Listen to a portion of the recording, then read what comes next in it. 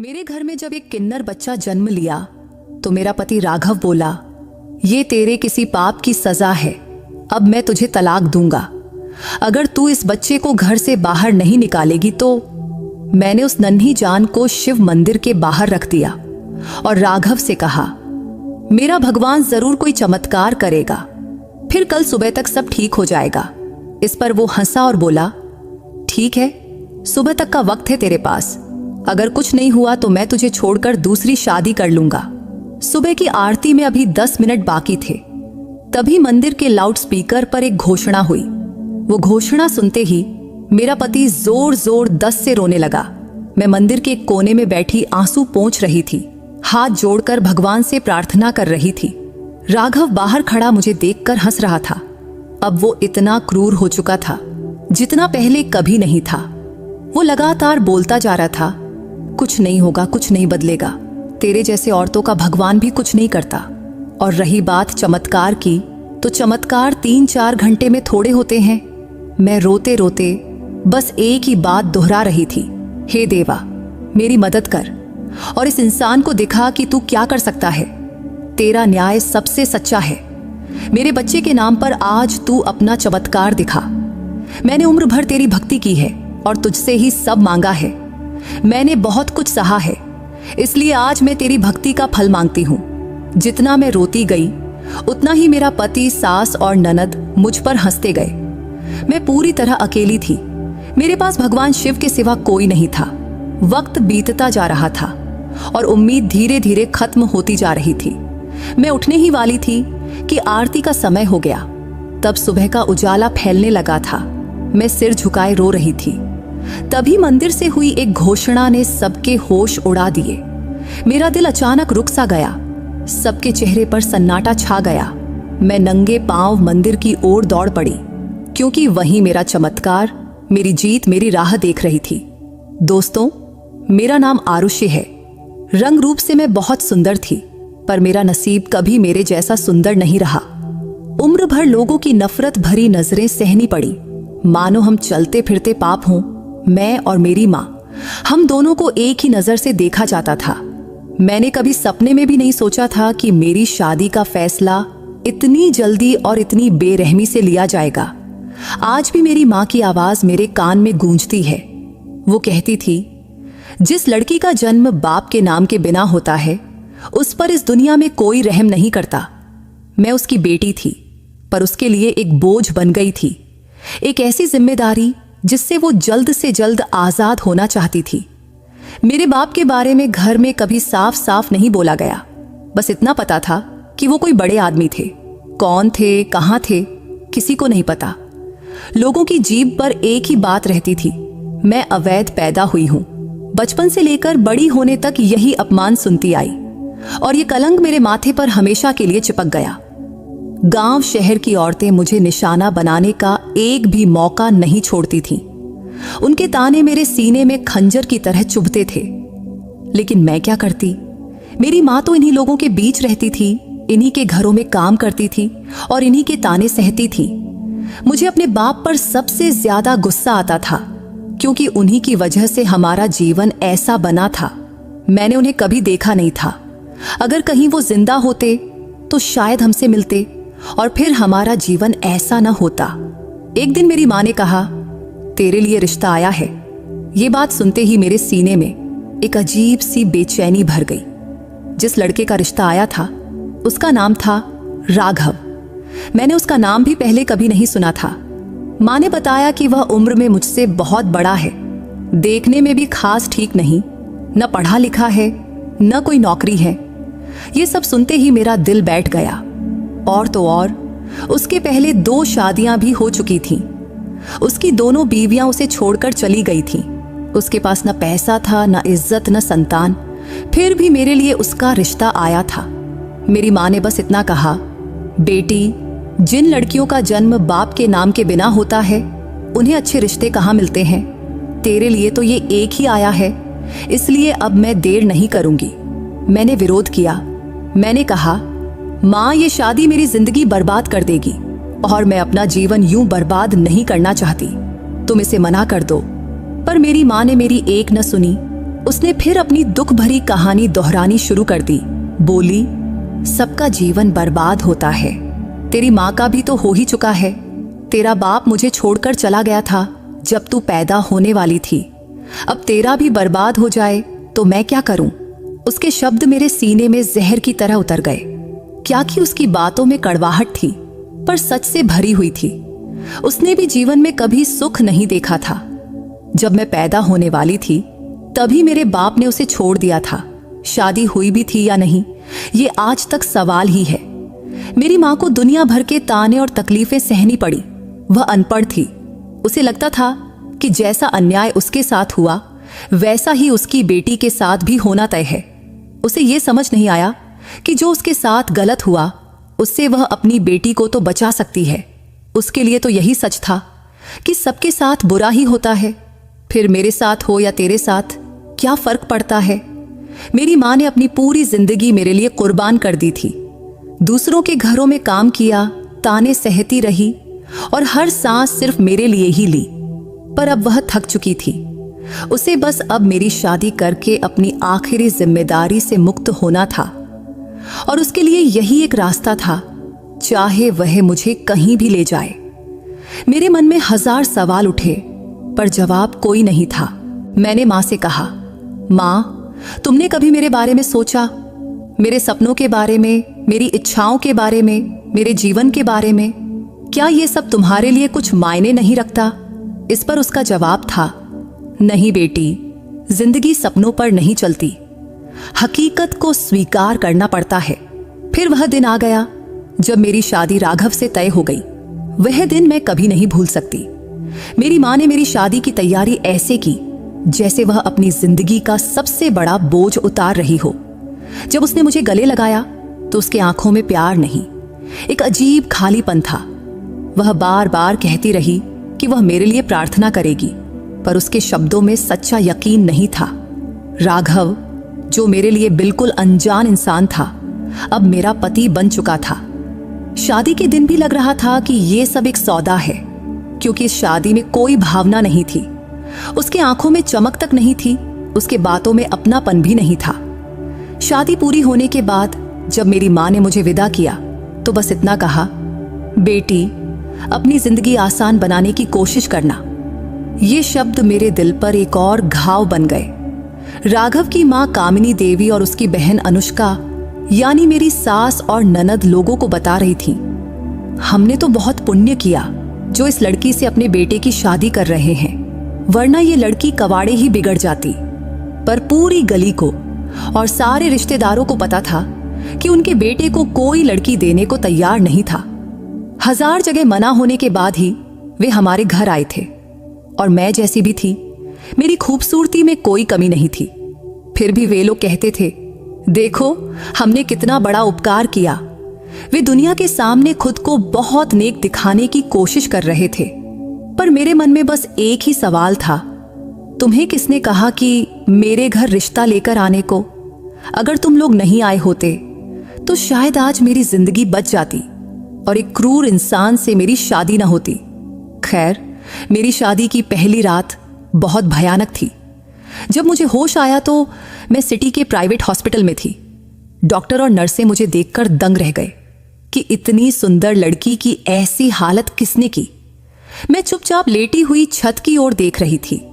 Doctor ने पूछा, तुम्हारे माँ बाप को कुछ पता है या नहीं है?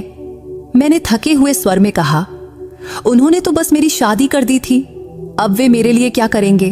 उन्होंने कहा था, अब तू उनके घर की हो गई, अब तू अपना जीवन काट। डॉक्टर ने कहा, मेरे पास एक महिला सहायता केंद्र का नंबर है, मैं तुझे उनकी संचालिका का नंबर देती हूँ, वो तुझे यहाँ से सुरक्षित ले जाएंगी।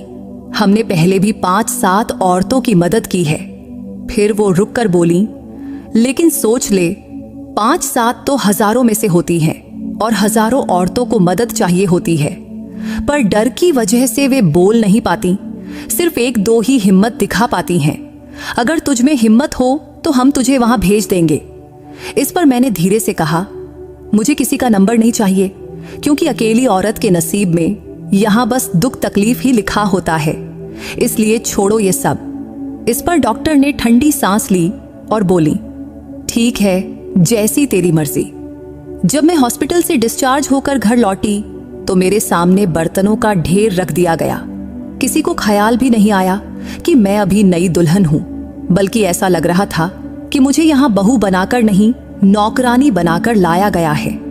घर में इतना काम था कि मैं सुबह से रात तक काम में डूबी रहती और मेरी ननद और सास बिस्तर पर बैठी आराम करती। नाश्ता पानी खाना सब मैं ही उनके बिस्तर तक लेकर जाती।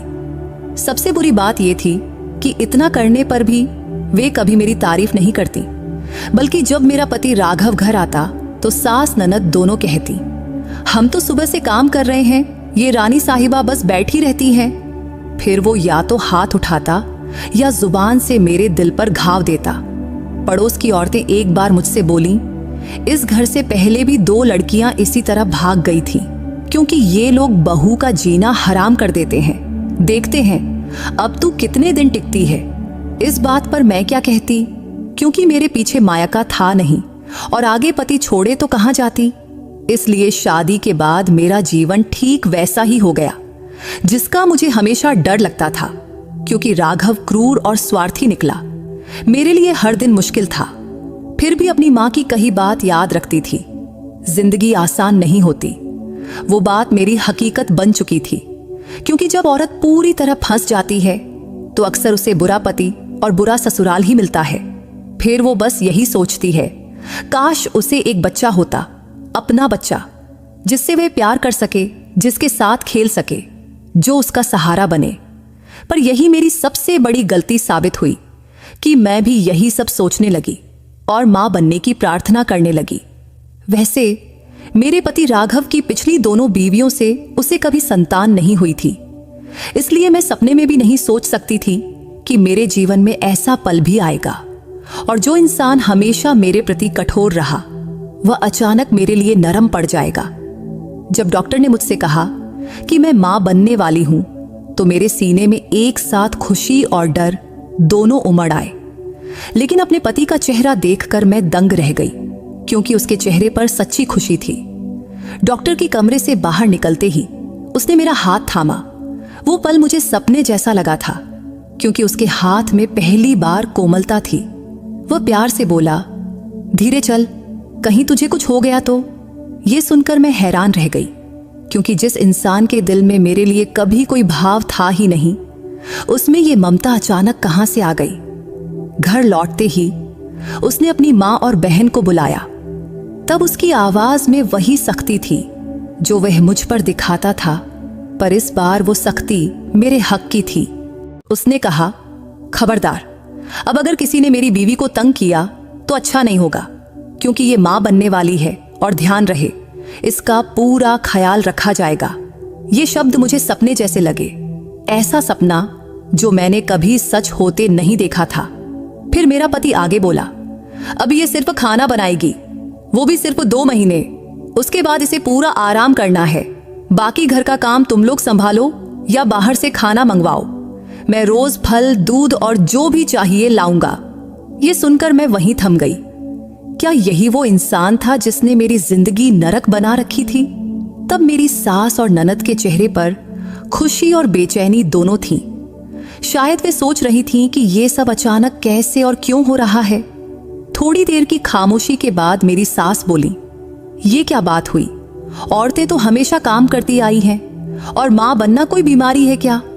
पर मेरे पति ने उनकी बात सख्ती से काट दिया और उन्होंने कहा, मैंने कहा ना, अब से ये कोई काम नहीं करेगी और इस पर कोई बहस नहीं होगी। उस पल में मेरे मन में उम्मीद का एक छोटा सा किरण जाग उठा। क्या सचमुच भगवान ने उसका दिल बदल दिया था? क्या वह सच में बदल रहा था? लेकिन फिर भी मुझे यकीन नहीं हो रहा था कि यह बदलाव हमेशा के लिए है या सिर्फ कुछ दिनों का। फिर भी उस क्षण मैंने उस पर भरोसा कर लिया। उसका नरम देखभाल करने वाला स्वभाव मुझे वरदान जैसा लगा। ऐसा लगा कि आने वाले बच्चे की कृपा से ही यह सब हो रहा है। शायद यह बच्चा हमारे जीवन में अच्छा बदलाव लाएगा। वह पल मेरी जिंदगी का एक खूबसूरत मोड़ था, ऐसा मोड़ जिसने मेरे मन में उम्मीद और खुशी का दिया जला दिया। तब मुझे लगा, भगवान ने मेरी प्रार्थना सुन ली है। उस दिन जब रात हुई तो मैं अपने कमरे में बैठी सोच रही थी कि शायद मेरा जीवन नई दिशा ले रहा है और जो उम्मीदें सालों से अंधेरे में दबी पड़ी थीं, वे फिर से जाग उठी थीं, क्योंकि मेरे पति के बदले हुए व्यवहार ने मुझे यकीन दिलाया कि अब शायद मेरे नसीब में सुख लिखा है। इसीलिए मैंने भगवान का शुक्रिया अदा किया और मन में नए सपने बुनने लगी। लेकिन वह खुशी बहुत कम वक्त की थी। रात को जब मैं पानी लेने कमरे से बाहर निकली तो राघव की आवाज आई। वह अपने माँ और बहन से बात कर रहा था। आवाज सुनकर मैं दरवाजे के पीछे रुक गई और सुनने लगी। लेकिन जो कुछ मैंने सुना उसने मेरा दिल पूरी तरह तोड़ दिया। मेरी ननद गुस्से में बोल रही थी, तूने तो अपनी बीबी को हमारे सिर पर बिठा दिया है। अब ये रानी बनकर घूमती है, घर में कोई काम नहीं करती और तुझे इसके सिवा कुछ दिखता ही नहीं है। मेरी सास ने भी गुस्से से कहा, हाँ, ये क्या बात हुई बेटा, तूने उसे सिर पर क्यों चढ़ा रखा है? हमने सपने में भी नहीं सोचा था कि यह हम पर राज करेगी। मेरा पति, जो अभी तक मेरे साथ प्यार और नरमी से पेश आ रहा था, वह अचानक बिल्कुल अलग इंसान बन गया और वह हंसते हुए बोला, आप लोग चिंता क्यों करती हैं? ये तो सिर्फ 9 महीने की बात है, बच्चा हो जाएगा, फिर देखना, मैं तो इसे तलाक देकर ही छोड़ूंगा।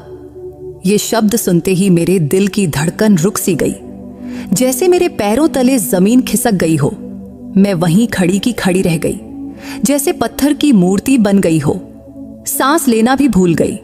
तभी मेरी सास बोली, तलाक देगा तो दूसरी कहां से लाएगा, क्योंकि इतनी सुंदर लड़की आसानी से नहीं मिलेगी। ये जवान भी है और सबसे बड़ी बात, कभी शिकायत भी नहीं करती। चाहे हम कुछ भी कहें, वो चुपचाप सुन लेती है। इस पर मेरा पति बेफिक्री से बोला, अरे कोई ना कोई तो मिल ही जाएगी। वैसे भी अब इसके लिए मेरे दिल में कोई जगह नहीं बची। फिर थोड़ी देर की खामोशी के बाद मेरी सास बोली, तो ठीक है, 9 महीने सह लेंगे, लेकिन ज्यादा सिर पर चढ़ाने की जरूरत नहीं है। इस पर मेरा पति बोला, अरे माँ, वो थोड़ा खुश रहेगी तो बच्चा स्वस्थ पैदा होगा, क्योंकि हमें तो बच्चे से मतलब है, उससे नहीं। फिर मेरी सास सिर हिलाते हुए बोली, बच्चा तो होना ही चाहिए, वो भी बेटा। इस पर मेरा पति बोला, बेटा हो या बेटी, मुझे खुशी है माँ, लेकिन बेटा हुआ तो और भी अच्छा होगा। ये बातें सुनकर मेरे आंखों में आंसू भर आए, क्योंकि दिन भर उसके प्यार भरे लहजे से चमक उठी। मेरी दुनिया एक पल में बुझ गई। मैं सोचने लगी, क्या यही मेरी जिंदगी का सच है? क्या मेरा वजूद सिर्फ एक बच्चा पैदा करने तक ही सीमित है और उसका नरम स्वभाव सिर्फ इसी वजह से था? मैं चुपचाप अपने कमरे में लौट आई। अब मेरे मन में एक अजीब सी उलझन थी। क्या मैं सब अनसुना करके हंसती रहूं या अपनी हकीकत स्वीकार कर लूं और जो नसीब में मिला वही जी लूं? उस रात मुझे नींद नहीं आई, क्योंकि मेरे पति के शब्द बार बार मेरे कानों में गूंजते रहे, हमें तो बच्चे से मतलब है, उससे नहीं। ये बात मेरे सीने में खंजर की तरह चुभ गई थी। अगली सुबह उठते ही मैंने एक पक्का इरादा कर लिया कि मैंने पहले भी कहा था ना कि जिंदगी आसान नहीं होती, लेकिन हिम्मत कभी नहीं छोड़नी चाहिए। और मुझे पता था कि मेरे लिए यह आसान नहीं होगा। फिर भी मैंने मन ही मन भगवान से प्रार्थना की कि वह मुझे इतनी हिम्मत दे कि मैं किसी तरह अपना जीवन संभाल सकूं, क्योंकि अपने पति की बातें सुनकर मेरा दिल पूरी तरह टूट चुका था और जो थोड़ी सी उम्मीद जागी थी वह भी अब खत्म हो चुकी थी। जबकि मैं सोचने लगी थी कि काश थोड़ा और वक्त तो ये उम्मीद जीवित रहती, पर बहुत जल्दी ही सब खत्म हो गया। उन दिनों मेरे पति का मूड कुछ ठीक ठीक रहता था। शायद बच्चे की खबर से उसका दिल थोड़ा नरम पड़ा था। मैंने सोचा, क्यों ना इस मौके का फायदा उठाकर मां से मिलने की इजाजत मांगूं। पहले तो मुझे डर लग रहा था, फिर हिम्मत करके बोली, मुझे अपनी मां से मिलना है। इस पर वह हैरानी से मुझे देखने लगा, जैसे मेरी बात उसे बहुत अजीब लगी हो। फिर शांत स्वर में बोला, ठीक है, सुबह मैं तुझे छोड़ दूंगा, लेकिन शाम तक लौट आना, या मैं खुद तुम्हें लेने आ जाऊंगा। इस पर मैंने फौरन खुशी से कहा, ठीक है। तब मन में एक अजीब सी शांति हुई कि आज मैं अपनी मां से मिल पाऊंगी, थोड़े समय के लिए ही सही। वही मां जो हमेशा मेरे लिए मजबूत सहारा बनने की कोशिश करती थी। हमारे रिश्ते में दूरी आ गई थी, फिर भी वह मेरी माँ ही थी। उसी माँ ने मुझे इस कठोर रिश्ते में धकेला था, फिर भी वह मेरे दिल के सबसे करीब थी। जब मैं अपनी माँ के घर पहुंची और उन्हें बताया कि मैं माँ बनने वाली हूं, तो वह खुशी से उछल पड़ी, मुझे जोर से गले लगाया, सिर पर हाथ फेरा और बोली, सब ठीक हो जाएगा बेटी, भगवान तेरे लिए जरूर अच्छा रास्ता निकालेगा। इस पर मैंने हिचकिचाते हुए पूछा, माँ तुमने कभी पापा को ढूंढने की कोशिश नहीं की? अगर मिल जाते तो हम उनसे अपना हक मांग लेते। मेरे सवाल पर माँ के चेहरे पर एक गहरी छाया उतर आई, आंखों में पुराना दर्द झलकने लगा। वह कुछ पल चुप रही, जैसे बीते दिनों की यादों में खो गई हो। फिर वो धीरे से बोली, उसे कहाँ ढूंढती, वह तो एक राहगीर था जो मेरी जिंदगी में सपने की तरह आया और चला गया। मुझसे प्यार किया, शादी की, कुछ दिन साथ रहा, कहता था कि मुझे अपने साथ ले जाएगा, कहता था कि वह किसी बड़ी हवेली का मालिक है। फिर एक दिन किसी का फोन आया कि उसकी माँ बीमार है, फिर वह चला गया और कभी लौटा ही नहीं। इस पर मैंने हैरानी से पूछा, मतलब माँ तुम्हें उनके बारे में कुछ भी पता नहीं चला? इस पर मेरी माँ ने थकी हुई मुस्कान दी और बोली, मुझे तो सिर्फ उसका नाम याद है, न पता, न शहर, न फोन नंबर। ऐसे में मैं उसे कहाँ ढूंढती? तभी मेरे मन में एक इच्छा जागी, कम से कम उनका नाम तो पता चले। जो आदमी मेरा बाप था उसका नाम क्या था?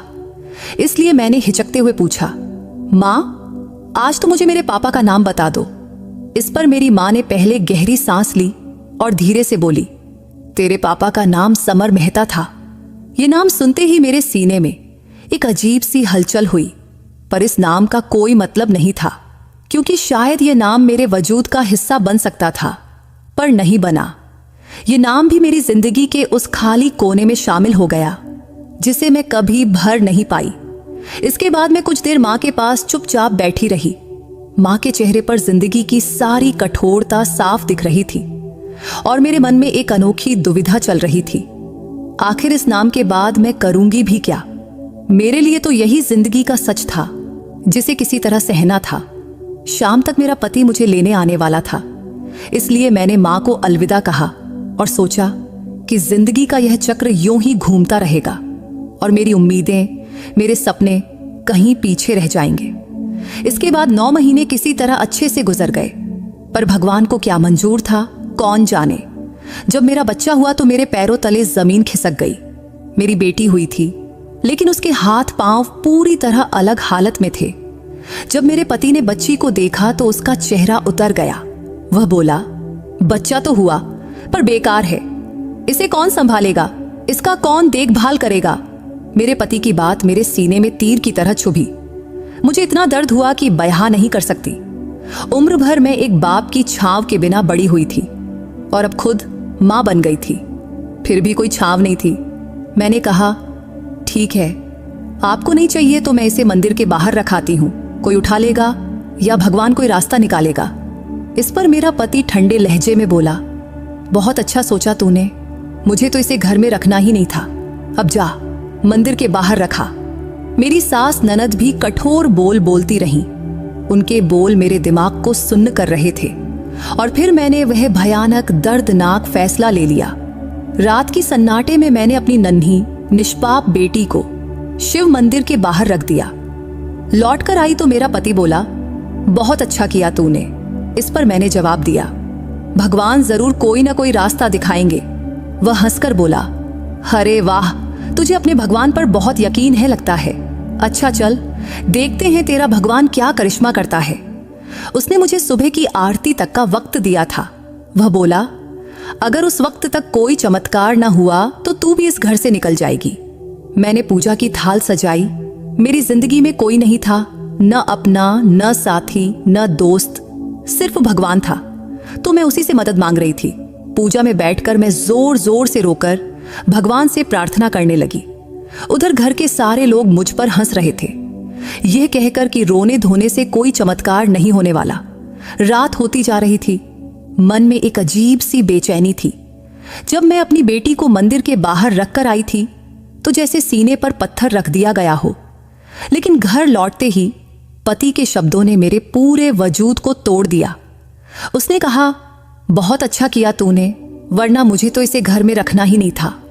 अब देखते हैं तेरा भगवान कोई करिश्मा दिखाता है या नहीं। उसने सुबह की आरती तक का वक्त दिया था। अगर कुछ न हुआ तो मुझे भी घर से निकाल दिया जाएगा। उसी में मेरी ननद और सास भी ताने मार रही थीं। दोनों हंस रही थीं और मुझे ऐसी नजरों से देख रही थीं जैसे मैं कोई पागल औरत हूं। उनके व्यवहार ने मेरी आखिरी उम्मीद को भी डगमगा दिया था। लेकिन मेरे मन में एक बात बिल्कुल साफ थी, भगवान से बड़ा कोई नहीं। मैंने फिर पूजा की दीप जलाई और भगवान के सामने हाथ जोड़े बैठ गई। मेरे आंखों से आंसू बह रहे थे और होठों से अपने आप प्रार्थना निकल रही थी। हे भगवान, तू सब जानता है, मेरी मजबूरी, मेरे दिल की हालत। मेरी बेटी पर दया कर, इससे बचा ले। मेरा स्वर ऊंचा हो गया था और घर वाले मेरी हालत पर हंस रहे थे। मेरा पति बोला, चिल्ला चिल्ला कर रोने से कुछ नहीं होगा, भगवान ऐसे करिश्मा नहीं दिखाता। मेरी सास तंज कसते हुए बोली, बहुत बड़ी भक्त बनती है, देखते हैं इसका भगवान कुछ करता भी है या नहीं। लेकिन मैं अब दूसरे लोक में थी। मेरी प्रार्थना रुकने का नाम नहीं ले रही थी। दिल की गहराई से सिर्फ एक पुकार निकल रही थी, हे भगवान, मेरी निष्पाप बेटी को किसी तरह बचा ले। रात का हर पल मेरे लिए प्रलय जैसा लग रहा था। सुबह नजदीक आ रही थी और मेरी हिम्मत टूटती जा रही थी। मन में डर था, अगर चमत्कार ना हुआ तो क्या होगा? क्या सचमुच मुझे इस घर से निकाल देंगे? क्या मेरी बेटी हमेशा के लिए अंधेरे नसीब की शिकार बन जाएगी? मेरे पति का हास्य अभी भी कानों में गूंज रहा था। वह अपनी मां से कह रहा था, ये अब किसी काम की नहीं रही, कल ही इसे घर से निकाल दो, मैं एक सुंदर लड़की ढूंढ लूंगा। मेरी सास भी उसका साथ दे रही थी। तू चिंता मत कर बेटा, मैं तेरे लिए ऐसी बहू लाऊंगी कि सब दंग रह जाएंगे। ये तो अब किसी काम की नहीं रही। उनके ये शब्द मेरे सीने में पानी की तरह उतरते रहे। फिर भी मैं शांतिपूर्वक पूजा पर बैठी रही और रोते रोते भगवान से प्रार्थना करती रही। रात का काफी वक्त बीत चुका था, सुबेर होने वाली थी। बाहर अंधेरा कम हो रहा था, लेकिन मेरे मन का अंधेरा और गहरा होता जा रहा था। तभी मेरा पति फिर ताना मारते हुए बोला, कुछ नहीं होने वाला, जा, अब तू अपना सामान बांध ले, सुबह तू इस घर से निकल जाएगी। लेकिन मैंने माथा भगवान के सामने जमीन पर पटकते हुए प्रार्थना करने लगी, हे भगवान, ये दुनिया अब मेरे लिए नहीं रही, तू ही मेरा सहारा है, इसलिए मेरी बेटी के लिए कुछ कर, कोई चमत्कार दिखा, वरना हम दोनों माँ बेटी को मौत दे। तभी अचानक मंदिर में एक घोषणा, एक ऐलान गूंजी। एक व्यक्ति जिनका नाम समर मेहता है, अपने साथ एक छोटा सा बच्चा लिए हुए हैं और वे पूछ रहे हैं कि क्या कोई इस बच्चे को पहचानता है? अगर कोई पहचानता हो तो तुरंत मंदिर में आए। ये घोषणा सुनते ही मेरी सांसें थम गई। ये नाम सुनते ही मेरा दिल जोर जोर से धड़कने लगा। समर मेहता, यही वह नाम था जो मां ने सालों बाद मुझे बताया था, यानी मेरे पापा का नाम। मुझे लगा जैसे पैरों तले जमीन खिसक गई। मेरे पति और सास हैरानी से मुझे देखने लगे, लेकिन मैंने किसी की परवाह नहीं की और नंगे पांव दौड़ने लगी। अब मेरे दिमाग में सिर्फ एक ही बात गूंज रही थी, मेरी बेटी और मेरे पापा। पूरी रात के आंसुओं के बाद लगा जैसे भगवान ने मेरे लिए दरवाजा खोल दिया हो। मेरा मन डर और उम्मीद के बीच कांप रहा था, लेकिन मेरे कदम रुकने को तैयार नहीं थे। सांसें फूल रही थीं, पर मैं रुकने वाली नहीं थी। जब मैं मंदिर पहुंची तो दरवाजे पर रुककर अंदर झांकी तो वहां एक बुजुर्ग व्यक्ति खड़े थे। उनका चेहरा दया और तेज से भरा हुआ था। उनकी गोद में मेरी बेटी थी और मैंने उन्हें पहचान लिया कि वो मेरे पापा थे। मेरी आंखों से आंसुओं की धार बह निकली। मैं धीमे कदमों से उनके पास गई और जोर से बोली, ये बच्ची मेरी है और आप मेरे पापा हैं। मंदिर में मौजूद सभी लोग हैरानी से मुझे देखने लगे। मेरे पापा ने मेरी ओर देखा। उनकी आंखों में आश्चर्य और अपार प्यार था। वे बोले, तू मेरी बेटी है। तभी मैं रोते हुए उनके पास गई और उनके पैरों पर गिर पड़ी। फिर मेरे होंठों से सिर्फ इतना ही निकला, पापा, मैं हूं आपकी बेटी। उन्होंने मुझे उठाया, मेरे आंसू पोंछे और बोले, मैंने तुझे और तेरी मां को बहुत ढूंढा बेटी, लेकिन तुम लोग कभी मिली ही नहीं। लेकिन आज भगवान ने हमारी मुलाकात करवा दिया। वह पल मेरे लिए चमत्कार से कम नहीं था। मेरी बेटी अब उनकी गोद में थी और मेरी प्रार्थना पूरी हो चुकी थी। लेकिन जब मैंने अपनी बेटी को ध्यान से देखा तो मेरी आंखें आश्चर्य से फैल गईं। उसके हाथ पांव अब पूरी तरह ठीक हो चुके थे। वह बिल्कुल स्वस्थ थी।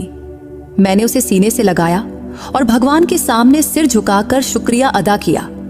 तभी मेरे पापा बोले, मैं तुम दोनों को ढूंढते ढूंढते यहां आया था। रात हो गई तो मंदिर में ही रुका और अपने पापों की माफी मांगी। तभी मुझे यह बच्ची दिखी तो मैंने घोषणा करवाई कि इसका परिवार मिल जाए। मुझे कहां पता था कि यह मेरी अपनी नातिन है। इसके बाद मैंने उन्हें सब कुछ बता दिया कि माँ ने मजबूरी में कैसे मेरी शादी कर दी, फिर उन लोगों ने मेरे साथ कैसा व्यवहार किया। मेरी दुख भरी बातें सुनकर पापा के चेहरे पर गुस्से की लकीरें उभर आईं। उनके चेहरे पर गुस्सा तो था, लेकिन वह गुस्सा एक ऐसे आदमी का था जो अपनी बेटी पर हुई बेइज्जती को सहन नहीं कर सकता। और उनका रौब, उनकी शान सब एक साथ उभर आए। उन्होंने मेरा हाथ थामा और मेरी बेटी को अपनी चादर में लपेटे और बोले, चल मेरे साथ। मैंने पूछा, कहाँ? तो उन्होंने कहा, बस चल, सब पता चल जाएगा। फिर वे मुझे उसी घर ले आए जहां मेरा पति राघव, सास और ननद थे। उन्हें देखकर सब दंग रह गए कि मैं एक अनजान आदमी के साथ आई हूं और वह आदमी मेरा बाप था। मेरा पति मेरी बेटी को देख रहा था, जो अब पूरी तरह स्वस्थ थी और आंखें खोलकर सबकी ओर देख रही थी। मैंने उसे कहते सुना था कि अगर बेटी भी हुई तो मुझे बहुत खुशी होगी। और अब जब वह बेटी को ठीक देखकर पिघलने लगा था और मेरे पास आने लगा, तभी मेरे पापा ने हाथ के इशारे से उसे रोक दिया। हम गाड़ी से आए थे। पापा के साथ उनके 3 आदमी भी थे। शायद वे उनके अंगरक्षक थे। वे साधारण इंसान नहीं थे। उनके व्यवहार और व्यक्तित्व से सबके चेहरे पर आश्चर्य और अविश्वास छा गया था। तभी पापा ने एक ऊंची आवाज के साथ कहा, मेरा नाम समर मेहता है और हमारा खानदान बड़े घराने में गिना जाता है। मैं न जाने कितनी जमीन और संपत्ति का मालिक हूं, और तू अगर मेरी बेटी का पति है और मेरा दामाद, जो अभी तक आराम से बैठा था। इतना सुनते ही मेरा पति तुरंत नम्रता से खड़ा हो गया और डरते हुए बोला, जी, ये मेरी बीबी है और ये मेरी बेटी। तभी पापा के चेहरे पर गुस्से की लकीरें और गहरी हो गईं। फिर उन्होंने कठोर स्वर में पूछा, तो ये बेटी तेरी है, फिर मंदिर में ये क्या कर रही थी और तूने मेरी बेटी पर हाथ कैसे उठाया? इस पर मेरे पति का चेहरा सफेद पड़ गया। वह कुछ बोल भी न सका, बस चुप खड़ा रहा। तभी पापा ने अपने एक आदमी को इशारा किया तो वह तुरंत अंदर आया और हथियार संभालते हुए पति की ओर बढ़ा। फिर पापा बोले, अभी के अभी इसी वक्त मेरी बेटी को इस रिश्ते से आजाद कर, वरना मैं तुझे जिंदगी से आजाद कर दूंगा। मेरा पति, जो खुद को हमेशा शेर समझता था, वह तुरंत मेरे पापा के पैरों पर गिर पड़ा और कांपते स्वर में बोला, नहीं साहब, मैं कसम खाता हूं, आपकी बेटी को मैं बहुत सुख दूंगा और हमेशा खुशी रखूंगा। इस पर पापा ने ठंडे मगर तीखे लहजे में कहा, तू किसे सुख देगा? वैसे तेरे पास जिंदगी कितनी बची है बूढ़े? तुमने मेरी जवान बेटी से शादी करने की हिम्मत कैसे की? तब उनकी आवाज में इतनी सख्ती थी कि मेरे पति के पसीने छूट गए। फिर पापा ने कठोर स्वर में आदेश दिया, तू अभी के अभी तुरंत मेरी बेटी को तलाक दे, वरना तेरे लिए बहुत बुरा होगा। तभी डर और संकोच से मैंने देखा तो मेरा पति तलाक देने को तैयार हो गया। फिर पापा ने मेरी सास और ननद की ओर देखा। दोनों चुप थीं, सिर झुकाए बैठी थीं। तभी मेरे पापा ने जेब से नोटों की एक मोटी गड्डी निकाला और मेरे पति के मुंह पर दे मारा। फिर बोले, ये उन दिनों की कीमत है जब मेरी बेटी तेरे घर में रही थी, अब ये पैसे गिनता रहे। फिर मेरी ओर मुड़े। तब उनकी आंखों में अपार प्यार था। उन्होंने मेरा सिर थपथपाया और बोले, बेटा, ये इंसान तेरे लायक नहीं था। अब मैं तेरे लिए ऐसा वर ढूंढूंगा कि सारी दुनिया देखेगी। मेरी आंखों से आंसू बह रहे थे, पर ये आंसू दर्द के नहीं थे, बल्कि ये पिघलते दुख और आजादी के थे। मेरे सारे गम एक पल में खत्म हो गए थे। पापा ने मुझे अपने पास खींचा, मेरी बेटी को गोद में लिया, मेरा हाथ थामा और गर्व से मुझे उस घर से बाहर ले गए। वह पल मेरी जिंदगी का नया आरंभ था। तब मुझे ऐसा लगा जैसे भगवान ने मेरी प्रार्थना सुन ली और मेरे हक में फैसला सुना दिया। फिर हम सीधे माँ के घर पहुंचे। तब मेरे मन में डर भी था और खुशी भी। मैं सोच रही थी जब माँ पापा को देखेगी तो क्या होगा। लेकिन जैसे ही हम दरवाजे पर पहुंचे, मैंने दस्तक दी। फिर दरवाजा खुला तो मेरी माँ सामने थी। मुझे और पापा को एक साथ देखकर वह स्तब्ध रह गई। तब उसकी आंखों में आश्चर्य भी था और खुशी भी, लेकिन अगले ही पल उसकी आंखों से आंसू रुकने का नाम नहीं ले रहे थे। वह फूट फूट कर रोने लगी। तभी पापा आगे बढ़े। उन्होंने माँ के आंसू पोंछे और बोले, मैंने तुझे कभी छोड़ना नहीं चाहा था, लेकिन हालात ने मुझे मजबूर कर दिया था। आज मैं वापस आया हूं, हमेशा हमेशा के लिए। दोनों को एक दूसरे से लिपटते देख मेरा मन भर आया। मेरी आंखों से भी आंसू बहने लगे, क्योंकि वह दृश्य सपने सा था। फिर पापा ने मुझे और माँ को एक साथ गले लगाया और बोले, अब बीता हुआ कल पीछे छोड़ दो, हम नई जिंदगी शुरू करेंगे। फिर वे हमें बंबई ले गए। वहां उनकी बहुत बड़ी हवेली थी। उनकी पहली पत्नी गुजर चुकी थी और उनके बच्चे अब बड़े और शादीशुदा थे। पापा ने बताया, मुझे तुम दोनों से दूर करने वाले मेरे माँ बाप थे, लेकिन अब वे इस दुनिया में नहीं हैं और अब तुम मेरी जिंदगी में फिर से हो और मैं तुम्हें कभी नहीं छोड़ूंगा। हवेली पहुंचते ही हमें वह सम्मान और सुख मिला जिसका हमने सपने में भी नहीं सोचा था। मेरी बेटी के लिए अलग नौकरानी रखी गई जो दिन रात उसकी देखभाल करती। मेरे लिए डॉक्टर बुलाए गए। उन्होंने मेरा जांच करके कहा, तुम बहुत कमजोर हो, लेकिन अच्छा खाना और पूरा आराम मिले तो सब ठीक हो जाएगा। फिर पापा ने हमें वह सब दिया जिसकी हमने कभी कल्पना भी नहीं की थी। मेरी बेटी के लिए नए कपड़े, नए खिलौने, झूले, यहाँ तक कि सोने के कंगन और अंगूठियां भी। मेरे माँ के लिए खूबसूरत साड़ियां और गहने, मेरे लिए नए वस्त्र और पूरा आराम। हवेली के खाने में ऐसे ऐसे पकवान परोसे जाते कि हम देखते रह जाते। हर रोज स्वादिष्ट और लजीज भोजन। बस एक हफ्ते में हमारी हालत बदल गई। कमजोरी की जगह ताजगी, तकलीफ की जगह सुकून आ गया। जो कुछ भी जिंदगी ने हमसे छीना था वह हमें कई गुना होकर वापस मिल गया।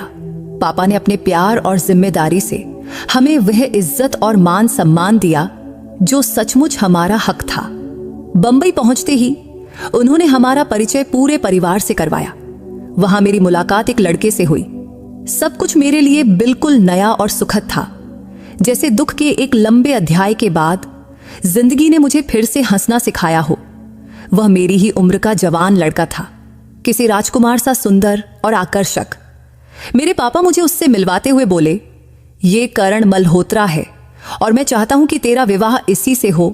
ये तुझे और तेरी बेटी को दिल से अपनाने को तैयार है। करण सचमुच बहुत अच्छा इंसान था, अमीर, जिम्मेदार और संवेदनशील भी।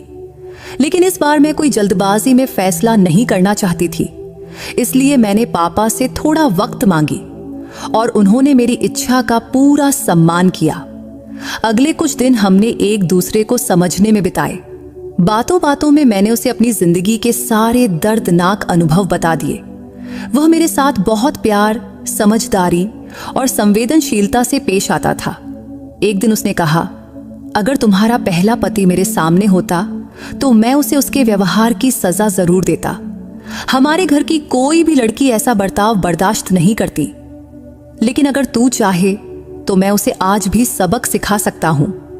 इस पर मैं हंसकर बोली, नहीं, जो हुआ उसे भूल जाना चाहिए।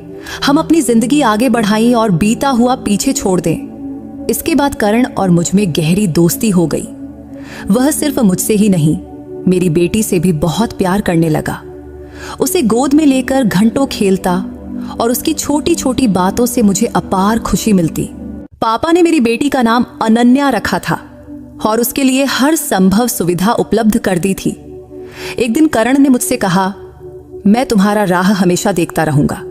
जब तुम कहोगी तभी हम शादी करेंगे। चाहे जितना भी वक्त ले लो, ये फैसला पूरी तरह तुम्हारा होगा। उसकी यह बात मेरे दिल की गहराई तक छू गई। उसका सच और उसका प्यार धीरे धीरे मेरे दिल में जगह बनाने लगा। कुछ दिनों बाद मैंने मन की आवाज सुनी और हाँ कह दिया। फिर मेरे पापा ने बहुत खुशी से हमारा विवाह करवा दिया। ये मेरे लिए एक नई जिंदगी की शुरुआत थी करण के साथ। अब मेरी जिंदगी खुशियों से भर गई। वह मेरी बेटी के लिए एक आदर्श पिता बन गया और मेरे लिए ऐसा साथी जो मेरे सारे दुख समेटकर मुझे खुशियों की रोशनी में खड़ा कर देता था। शादी के बाद मुझे समझ आया कि जब कोई मर्द सचमुच दिल से प्यार करता है तो वह औरत को कितना सम्मान और अपनापन देता है, क्योंकि वह मेरे हर दुख और हर मुस्कान का हिस्सा बन गया था। मुझे जरा सी भी तकलीफ होती तो वह बेचैन हो जाता।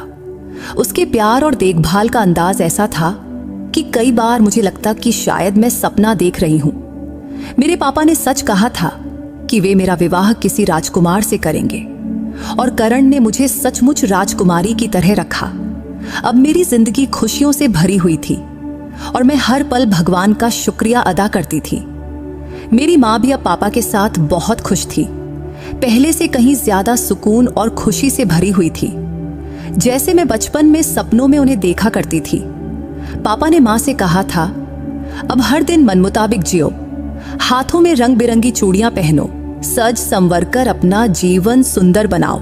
जो वक्त हम एक साथ नहीं जी पाए, अब आखिरी सांस तक जी लेंगे। मेरे पापा सचमुच हीरो थे। तब हालात ने कभी हमें एक दूसरे से दूर किया था, तो अब उन्होंने सारी रुकावटें हटा दी और हमें अपनी जिंदगी का हिस्सा बना लिया। जिंदगी में हर इंसान को तरह तरह की मुश्किलें और तकलीफें झेलनी पड़ती हैं। कभी कभी हालात इतने कठिन हो जाते हैं कि इंसान को खुद को संभालना भी मुश्किल लगता है। वह खुद को अकेला और लाचार समझने लगता है।